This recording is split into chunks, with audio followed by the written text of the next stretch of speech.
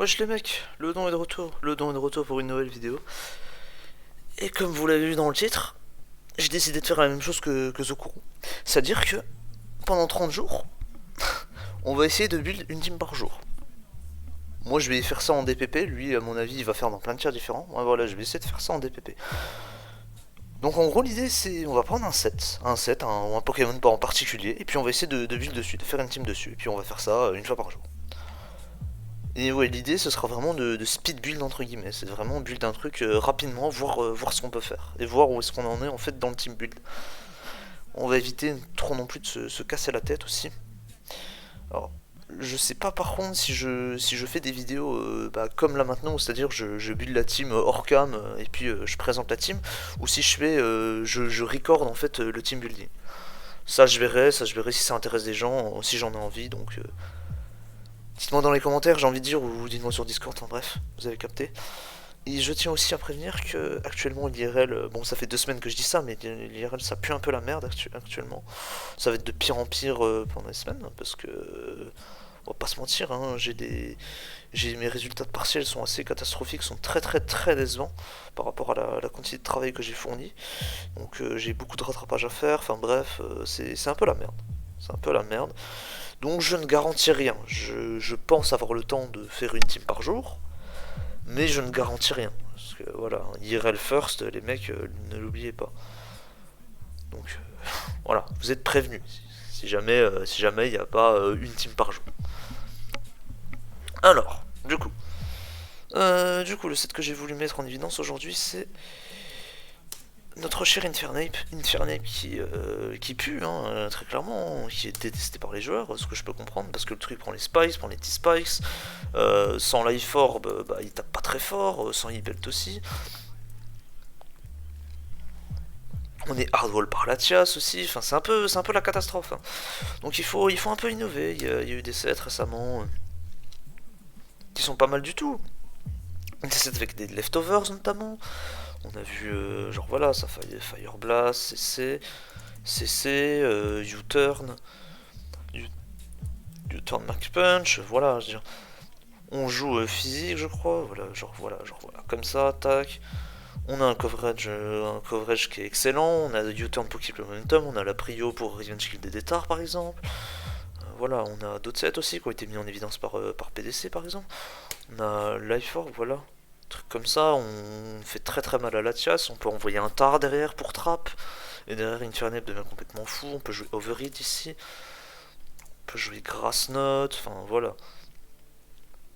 Il y a plein d'options, mais voilà, les sets communs, genre voilà, ça, Close Combat U-Turn, Stone Age Overheat, ça c'est un peu dépassé, ou même voilà, genre juste le set Fire Blast Close Combat Grass Note HPA, j'ai l'impression que maintenant plus personne ne veut le jouer. Pourquoi, je ne sais pas trop, enfin... Parce que ça reste quand même relativement fort, Infernape, ça tape vraiment comme un putain de bourrin. Mais voilà, le problème c'est qu'il y a le recall de la Life Orb, il y a la Sand, il y a les Spikes aussi. Enfin, en 2021, il y avait les T-Spikes, donc c'est encore pire. Maintenant, il n'y en a plus, parce que les T-Spikes, je vous rappelle que maintenant ça pue la merde, vu que Stall c'est spam de partout. Et Stall, c'est minimum 4 Spikes immus. Donc bon, tout ce qui est à base de double Spike Raid, c'est de la merde. Raid et Rose Raid. Bref. J'ai supprimé le mode, mais le set du coup que je voulais mettre en évidence aujourd'hui, c'est un set qui a été créé à la base par Yaga Fodex. En gros, c'est voilà, CC, U-Turn et Toxic. En gros, c'est très simple, hein, l'idée. Il y a plein de mon genre Milotic qui vont wall le set. Genre ce set là, voilà, Milotic ça vient assez bien dessus, surtout s'il n'y a pas les spikes. Voilà. Bon. Donc, ce qu'on fait, c'est qu'on va les toxiques sur le switch. On va les toxiques et derrière on va U-turn. On va faire pareil pour Swampert, ce genre de bêtises. Pareil, et puis pareil pour la chasse, on va le toxique, on va le mettre sur un timer, on va U-turn et on va, je sais pas, envoyer un tar ou un truc comme ça. Faut se méfier de T-Wave, mais voilà, à un moment quand il sera suffisamment long, on pourra le trap, je sais pas, avec un Scarf tar ou même avec un CB tar, bref. Vous avez compris l'idée. Et en plus, comme vous avez U-turn, ça nous permet de keep le momentum. Donc c'est très bien dans tout ce qui est Volturn, ce genre de bêtises. Et on a toujours évidemment le coverage pour tout défoncer. Tac. Tac comme ça, voilà. Donc du coup, vu que j'étais assez peu inspiré aujourd'hui, j'ai décidé de prendre une team de BKC de la Rivem, pas à ma manière. Et essayer de l'adapter au méta actuel. Parce que si vous avez vu certaines de mes vidéos, je jouais ce 6. Ce 6 que je trouve incroyable, mais qui est un peu faible VSHO, même très faible. On se fait défoncer par DD Knight, DD Gerardo, c'est vraiment une catastrophe. Donc j'ai essayé de revamp. En gros, l'idée, donc du coup, on a notre Infernape qui va toxique à la chasse par exemple. Donc qui en profite? Breloom par exemple. Breloom il est très bien là-dedans. Il est très bien parce que un Latias toxique, bah ça va galérer à gérer Breloom, ça va prendre la sand en plus, vu qu'on a Atar. Et en plus, vu qu'on a toxique plus U-turn, ça veut dire qu'on va le mettre en range de par exemple de Scarf Tier Nita. Donc si on remove Breloom, il va être bien si on remove le Tias. Donc c'est parfait, on prend. La team est très faible au Ghost. Et en plus, on joue double fight, donc on a très envie d'avoir un Scarftar là-dedans. Parce que Gengar nous refait un peu le cul, on va pas se mentir. Hein. Voilà, la Resighost, bon là le tar à la base il était genre leftovers, et voilà, le tar il va drop sur Focus Blast quoi, donc c'est pas ouf. Et le Rampo, il va prendre Shadow Ball, Focus Blast, il meurt, c'est tout.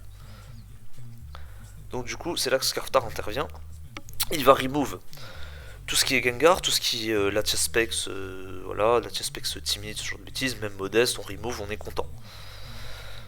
Voilà, ça va permettre d'aider contre genre je sais pas Jirachi sur le switch-in, CM Jirachi si jamais on a perdu une Infernape par exemple. Euh, voilà. Ça va aider aussi pour les autres Infernapes, ça va aider contre Tyranitar aussi, bref. Et Ice Beam aussi, c'est pour Gliscor parce que ouais. On est faible à Gliscor, hein, voilà. Ce genre de taunt Ice Fang, ça peut être chiant parce que vous allez voir plus tard que le Gliscor, le Gliscor dans ma team, il ne gère pas les autres Gliscor, vous allez voir pourquoi. Donc c'est là qu'Ice Beam intervient. Et au moins, on fait très mal à Breloom aussi, parce que ouais, la team est quand même sacrément faible à Breloom aussi, donc on est content.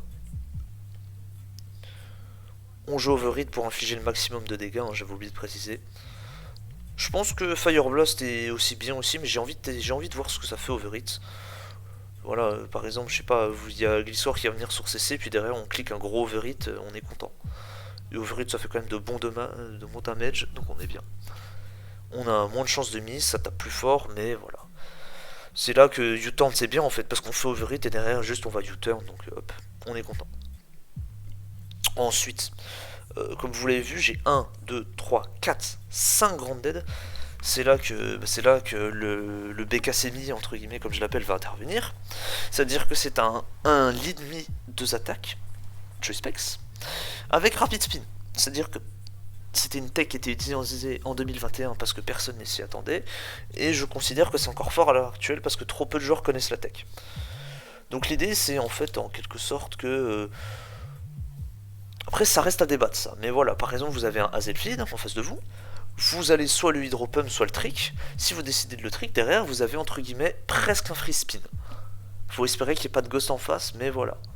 Normalement, jamais un ghost va venir sur un Spexme, ça n'aurait aucun sens. Donc le spin est entre guillemets gratuit. Ou alors vous allez juste hydropump le Hazelf en face et voilà.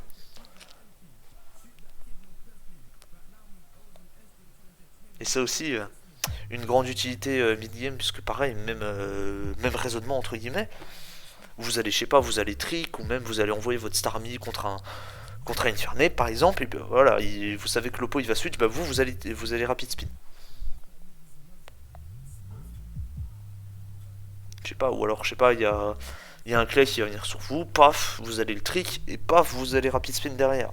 Et je sais pas, vous allez peut-être virer un spike, et voilà, vous serez très content de ça.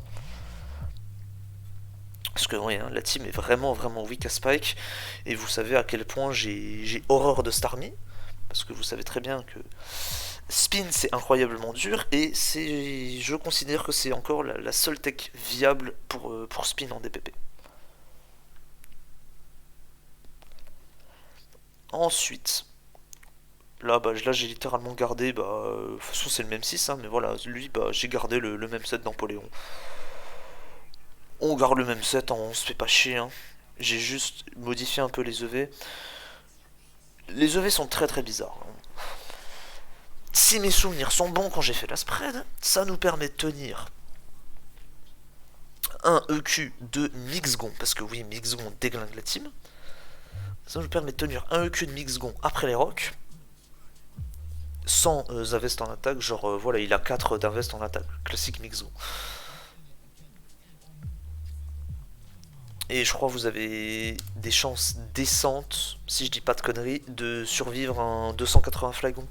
Donc c'est-à-dire un flagon qui est modeste, qui est plus PA, mais qui atteint 280 de speed pour dépasser le cardio-étran, bref, mais du coup qui a des invests en attaque, pour vraiment empêcher le Clefable de venir sur toi. Et souvent on va le jouer avec Outrage. C'est-à-dire l'idée, vous allez faire Draco Meteor into EQ, et puis derrière vous allez faire Outrage, enfin bref, vous partez en couille. Donc là l'idée c'est voilà, c'est vraiment ça, c'est vraiment essayer de bait Mixgon avec Napoléon. Normalement l'oppo est pas con, il va se méfier, mais voilà, on sait jamais. Et après vous avez le coverage pour toucher à peu près tout, hein, voilà, Ice Beam pour Revenge Kill, Dragonel qui s'élog sur Outrage, on a Grass Note pour Offensive Suicune par exemple. Parce que Offensive Suicune c'est une play. Voilà, Crocune vous allez le gérer avec votre Brelo. Les deux attaques Cune vous allez le gérer avec votre Empoléon. Vous avez le knock-off, voilà, vous avez le knock-off, vous avez le Grass Note derrière, vous avez la Sand en plus. Voilà. Car oui, l'attaque la plus intéressante sur ce Empoléon, c'est knock-off. C'est un Empoléon qui est bulky, Empoléon qui, certes, qui n'est quasiment pas investi. Ça, c'est juste le reste des EV que j'ai mis en SPA. Voilà, vous tapez quand même relativement fort, et en plus vous avez un knock-off, donc ça veut dire un clé qui va venir sur vous, bah, il va perdre ses leftos, et vous serez très content de ça. Je vais pas vous expliquer pourquoi. Vous avez compris l'idée. Les 48 en speed, je crois c'est pour dépasser 6h0 speed, c'est très certainement inutile, mais voilà. J'avais tellement de V en fait que je me suis dit vas-y on va mettre un peu de speed. On n'y pas. On peut en mettre moins, je pense qu'on peut voilà, juste mettre à 24. Comme ça on dépasse tout ce qu'il y a 160, 161, c'est-à-dire Swampert et quelques Tyranitar. Et ensuite, nous avons... c'est le Pokémon le plus discutable de la team. C'est un Spedef Sassy Gliscor. Alors, je pense qu'il est complètement inutile dans la team, enfin par rapport à la spread en fait, je pense qu'il faudrait le jouer un peu plus rapide. Mais en gros l'idée c'est que vous allez slow turn en fait, vous avez un poseur de rock qui peut slow turn, donc du coup si jamais il y a un Starmie qui vient sur vous, bah, il s'attend à ce que vous switchez.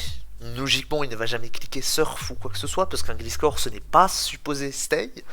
Donc si votre oppo est entre guillemets logique, il va cliquer spin. C'est là que U-turn intervient. U-turn, vous allez U-turn, vous allez envoyer Scarftar, paf, il n'y a plus d'ennemis. Pareil, un Gengar qui fait chier la team, vous pouvez pas envoyer Scarftar dessus, parce que c'est trop risqué. Vous allez envoyer votre Gliscor SPDF, vous allez U-turn, vous allez envoyer votre Tyranitar, free trap. Et Gliscor c'est un bon poseur de rock, hein, puisque du coup on ne joue pas SR sur ce tar, puisqu'il est en back, et j'ai horreur de SR sur tarback. Donc voilà, c'est un bon slot.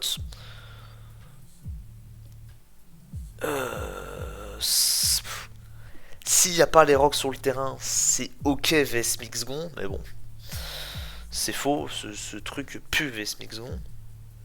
C'est Excal qui vendait les mérites, soi-disant que SPDF Gliscor c'était un switch-in. Ah, Mixgon, sauf que c'est faux, en fait, vous vous faites enculer vos grands morts, surtout quand les rocks sont up. Alors, sinon, bah...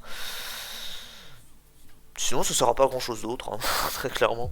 C'est juste là pour, ouais, pour tanker Gengar, pour tanker des random special attack, j'ai envie de dire, et puis slow turn, tout simplement. Et puis c'est un grand type, donc vous êtes toujours content d'avoir une unité électrique. Voilà. Bien, sur ce, bah, libre à vous de la tester. Hein. Franchement, libre à vous de la tester. Moi, ça a l'air sympa. Faut voir ce que ça donne sur le papier. Je ferai comme Zokuro. Hein. Moi, je donne les teams. Moi, je les teste pas. J'aurais pas le temps. Hein. Imaginez si je dois tester la team à chaque fois. Voilà, mais et puis feel free to change whatever. Bref. Je vais vous laisser. Je vous dis à demain, du coup. Hein. Non, ça je ferai plus tard. Quand j'y pense, oui, parce que j'ai des games aussi à montrer, mais ça je ferai plus tard, je pense. Je ferai plus tard, sûrement la semaine prochaine quand j'aurai le temps. Allez, portez-vous bien. À la prochaine.